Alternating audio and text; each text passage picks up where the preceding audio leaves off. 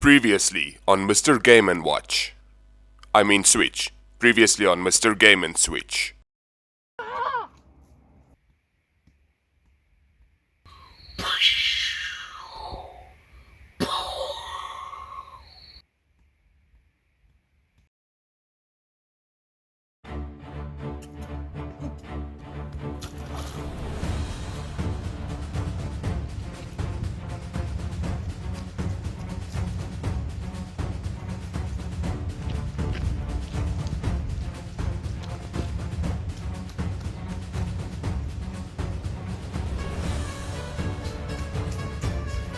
There it is!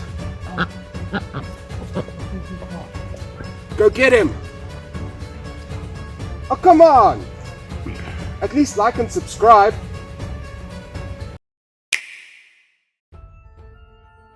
After months of research and years of education, I think I have finally found the perfect two words that can sum up Monster Hunter Rise. Fucking sweet! Monster Hunter Rise has so many mechanics that it is too complex for me to go into full detail about every aspect that makes this game awesome. So instead, I'm going to tell you why I like it.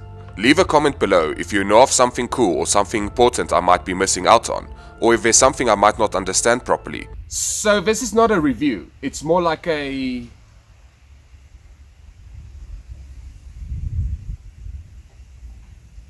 I should probably begin by saying that I've admired the Monster Hunter series for quite some time.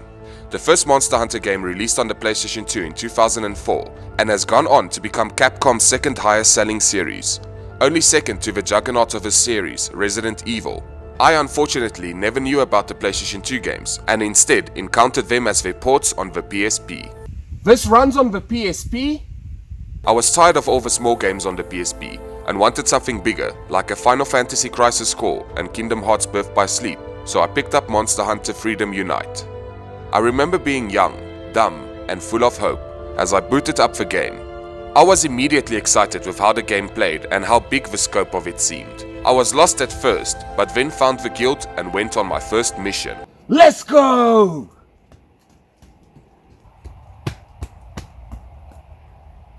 I've got no idea what I'm doing. I remember getting into the mission and being confused with what to do.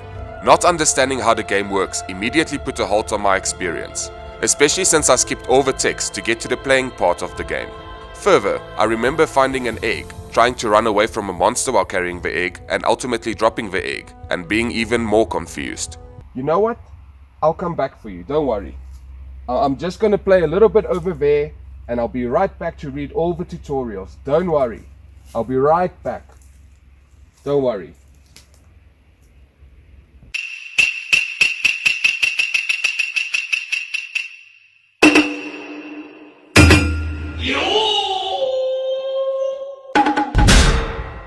After that, I always admired, but never picked up new Monster Hunter games, as they always seemed a bit too complex for me to enjoy, until she entered the scene.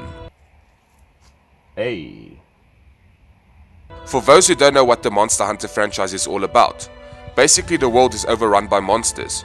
Humans gather in villages and towns in order to stay safe. Sometimes your safety is threatened, so the monster hunters go out to hunt monsters and then ultimately turn those monsters into a hat or some shoes. Rinse, repeat. Okay, so it's not that simple, but it's close. After I was hurt so much by Pokemon Sword, It touched me here. I've been very skeptical about paying $70 for a game if I wasn't sure I would get my $70 worth of fun. So I got to a point in my life where I had to choose between Pokemon Arceus Legends and Monster Hunter Rise. I was not sure if I was ready to jump into a Monster Hunter game again with all its complex mechanics. On the other hand, Pokemon Arceus Legends seemed to be the obvious best choice. A new Pokemon world and story to explore, with new mechanics that brings the game to a place where we expected Pokemon Sword and Shield to be. But it had permanent XP share. Let's go kill that fucking monster. Jumping into Monster Hunter Rise was less daunting than I expected. The game eases you in, teaches you all the required mechanics to play the game at the beginning. You will have to be patient and read a few tutorials, but ultimately, it is all there if you need to know something. Of course, I glimpsed past all of that and jumped straight into the hunting. And guess what happened next? So the obvious thing would be to go back and read the tutorials or watch a video or two to see what I'm doing wrong. But that's too easy. I always have to do things the hard way. I figured out that if I use my dog to give a few hits, back off and then repeat the process, I can manage to take down a monster in about 45 minutes. Sometimes. Gathering resources, discovering the map, realizing that every monster attacks differently, and the challenge of figuring out what to do is probably what hooked me in the beginning of this game. Only after I hit a roadblock in the form of a Tetranodon that kept handing my ass to me, I finally decided.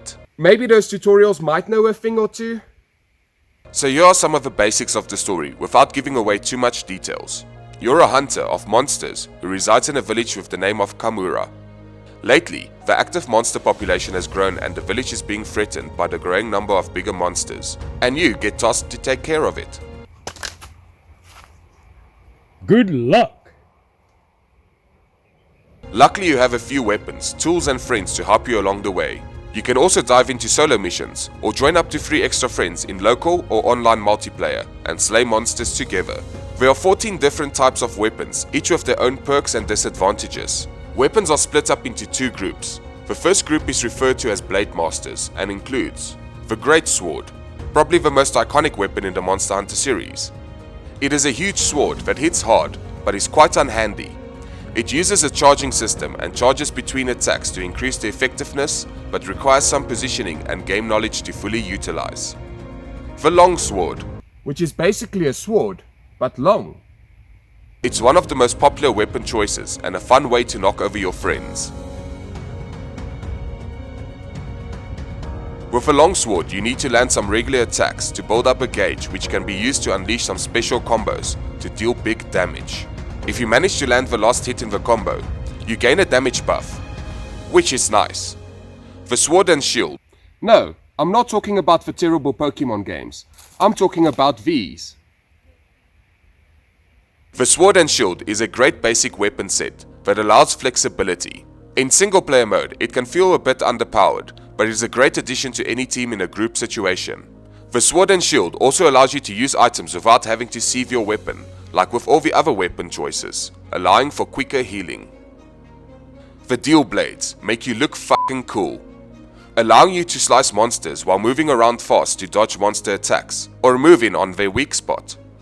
You also get a Demon mode that boosts attack power while using stamina in return. Furthermore, you get an Archdemon mode that alters some of your attacks.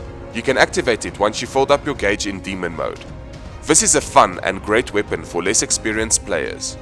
The Lance is grouped with a giant shield, allowing for a good defense while poking the monster from further away. This weapon set comes with the disadvantage of having less mobility in return for a huge defense. In order to use the Lance effectively, you need to practice patience, young Padawan. The Gun Lance is a lance equipped with the power of explosification. That's right, I made up a new word. For you. Once again, you can stabby stab the monster and protect yourself with your heavy shield. The gun lance can also be detonated to deal big damage, ripping the monster a new asshole. It is a bit more complex and fun than the regular lance, and offers more playstyle options. The hammer can be used for more than hanging a picture. It can also be used to beat the shit out of a monster. The hammer is slow, but hard hitting and allows you to knock out a monster, so you can go to town on it. It also excels in breaking monster parts, leading to rarer items to be collected at the end of the hunt. Everyone loves a fella with a big horn. I wear a UK size 14. Do you know how difficult it is to find some shoes for me? The hunting horn is a great addition to any team, and hunting horn players who are skilled are badass at handling monsters themselves. The hunting horn is slow, but hard hitting, just like the hammer, with the addition that you play notes while dealing damage. Each note links to a song that can grant buffs to you and your teammates. Basically, it makes you a badass bard. The switch axe is a transforming weapon. You need to deal damage to a monster using your weapon in order to build up a charge. Once charged up, you can swing your weapon into sword mode that uses up the charge to deal high damage. This weapon is freaking badass, but quite difficult to handle. The charge blade is probably the most complex weapon to utilize properly in the game. But it's just a sword and shield. With a charge blade, you need to deal damage to monsters in order to charge your blade and have to store the charges. Once you've stored up enough charge, you can release it in a large burst, dealing insane damage. Positioning is key when it comes to this weapon, and players need to know the monster's movements in order to make their special attacks count. The Charge Blade has a lot of combos to remember and can be difficult to get into for less experienced players. What are you looking at me for? The Insect Glaive is a fast attacking double-bladed staff with a Kinsect paired with it. You can send out your Kinsect to target and attack various points on a monster, and then recall it to gain some buffs. It might be a bit difficult to get around this weapon at first, but it is quite rewarding when you get it right. The second group of weapons is referred to as the Gunner group and includes ranged weapons. These are the light bowgun, which is kind of like a crossbow cannon thingy. The light bowgun can shoot ammo from a distance, allowing you to maintain a relatively safe distance from your target. It can be combined with different types of ammo to allow you to optimize your hunting strategies. It doesn't deal that much damage, so you will have to attack more to take down a monster. Luckily, your level of mobility with the light bowgun is quite good, and it makes a good choice for a starting ranged weapon. If you want to deal more damage, you can always go for the heavy bowgun. It's like a light bowgun, but different. The heavy bowgun offers less mobility and can feel a bit sluggish as it needs to be charged in order to shoot. The longer you charge your shot, the more damage you can do. In return for having to charge your shots, the heavy bowgun can at least be fired from further away. Much like the light bowgun, it can also be paired with different ammo types to deal maximum damage. Parts of both the light and heavy bowgun can be customized in certain special ways at the blacksmith. And finally, the bow. This is my weapon of choice, as I like to be able to keep my distance while circling around the monster. How do I explain this weapon? It's like a bow. Yep, like a bow. The bow is a bit difficult to properly utilize in the start, but once you unlock arrow coatings and make the right bow to use them, the gameplay can feel quite rewarding, slowly chipping away at a monster while staying out of harm's way. You also get special shots of the bow that can give you buffs or even heal your friends in battle. I know this isn't the best weapon of choice, but it is one that I find fun playing with, which is the main thing you need to figure out before selecting a weapon of choice. On to the next point of the weapons. Oh, you thought I was done with weapons, hey? Not quite. Weapons in the Blade Master category have a sharpness level, with higher sharpness dealing more damage, and dull blades bouncing off a monster's hide, not being effective. Whetstones can be used to repair weapons and get you back into the action. Furthermore, there are 3 types of weapon attacks split between weapons, namely blunt, severing, and projectile. Each body part of a monster has some resistance against each of the different attack types, and finding the optimal weak spot for your weapon is crucial to dealing the optimal damage and becoming a good hunter. But what do I know? I've just been winging it. Items play a very important part in every hunt. From your basic healing items such as potions, antidotes and rations that are needed to keep your stamina bar up, to more intricate items used to aid your hunt, such as a stun bug and barrel bombs. Various items can be collected and harvested around the map and from monsters.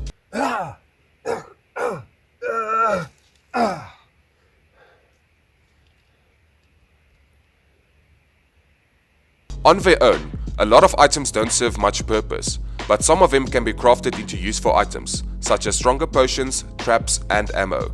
A truly skilled hunter is able to take down a monster with minimum effort by using the right items at the right times. On the other hand, here I am. There is still a lot I need to learn about setting traps and capturing monsters, but what I do know is that what I've experienced so far has been really fun. A new addition to the game that takes it to new heights are the Wirebugs. Wirebugs are little bugs that can be used to perform grappling maneuvers to reach higher places.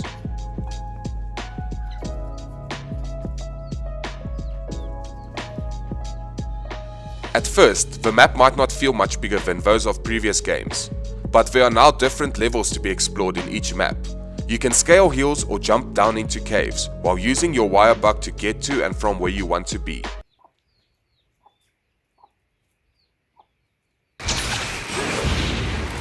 You can now also seamlessly transition between areas without loading times, which further helps give the illusion of a much bigger world to explore. Almost everywhere you go, there are items to collect, so scaling a mountain never feels unnecessary, as you are bound to find something there or on your way.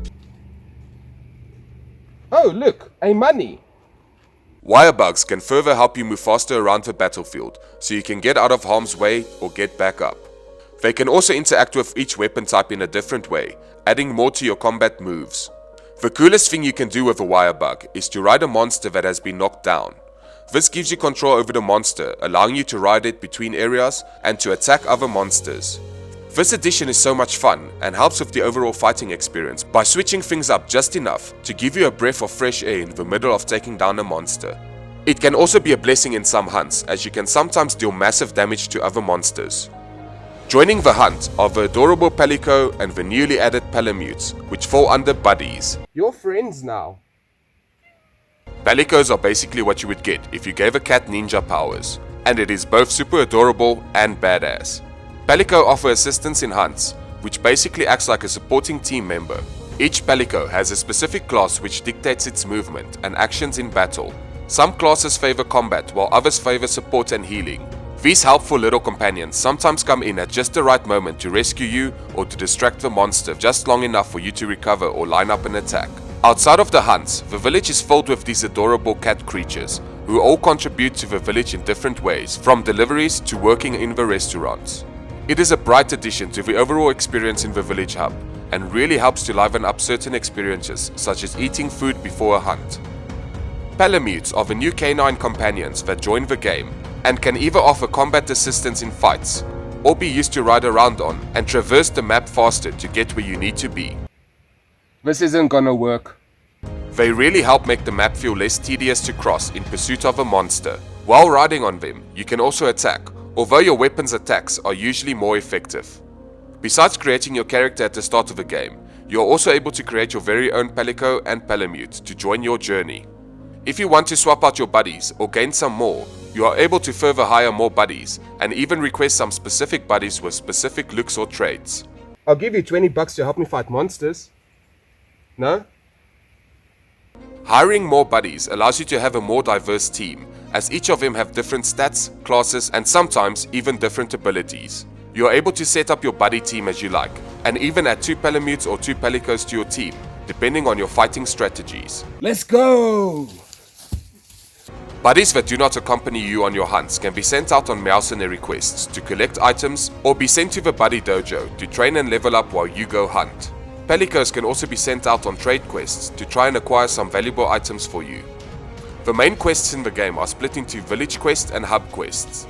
Village quests are linked to the single player story campaign, while hub quests are more challenging and favor multiplayer. You can also take on some extra side quests, as well as receive requests from villagers to complete during your hunt. Missions can seem a bit repetitive. Slay this monster, collect multiples of an item, or slay a bunch of these similar monsters. The part where the diversity comes in is the combat. Each monster that needs to be defeated has its own way of attacking, its own strengths, its own weaknesses, and its own habits. No two monsters feel exactly the same, as there's always something different to look out for, or a spot to try and target. There are also arena quests, which focuses on facing off against a monster or multiple monsters in an arena battlefield, where there is no place to run. There are also event quests that sometimes switch things up, like a quest where I had to collect 200 Sonic the Hedgehog rings as fast as possible in order to gain a Sonic-related figurine for my house. Yeah, boy! Another addition is the Rampage missions. These are like a tower defense game, mixed in with the Monster Hunter gameplay. It sees a bunch of monsters trying to rampage into the village, and you having to stop them with the help of villagers and cannons. You can set up various weapons and traps that act automatically, or can be used to bring an end to the rampage. Rampages are action-packed with loads of fun, yet somehow feel less stressful than regular monster hunts. Overall, my favorite types of quest has to be expeditions. In this mode there are no set goals or time limits, and instead, you are left to do whatever you like. Freedom! It is a fun way to relax while still getting the Monster Hunter experience. You can explore the map, gather resources, and even take down monsters that spawn from time to time. You've got no limit to the amount of times you can die, so it is a good way to familiarize yourself with monsters and mechanics before diving into more serious quests. Most of the things I've mentioned in this video in some way relates to the combat and hunting in the game, because that is where the fun ultimately comes from. For some players, the experience might feel a bit underwhelming and feel a bit repetitive, but when you realize that each monster has different habits and attacks, you will find that there is more to this game than just swinging a sword around or throwing around a bomb. This game puts you against the toughest monsters, and the fun lies in finding ways to take them down. In terms of popularity, A demo of Monster Hunter Rise released in January 2021 briefly caused the Nintendo eShop service to suffer outages. Monster Hunter Rise has gone on to sell more than 9 million copies by March 2022, and due to its popularity has also been ported to PC. It's a game I have sank many hours into so far, and I can see myself spending many more hours getting through the game. Monster Hunter Rise gets a thumbs up from me. As if all that wasn't enough, Monster Hunter Rise Sunbreak, a massive DLC expansion, is also on the horizon. The expansion features an all-new story arc, new monsters and new areas. It also adds new mechanics such as the switch skill swap that allows you to change your skills mid-hunt without having to return to camp. The game already had so much going for it, and now there's so much more to get excited about and sink your weapon into.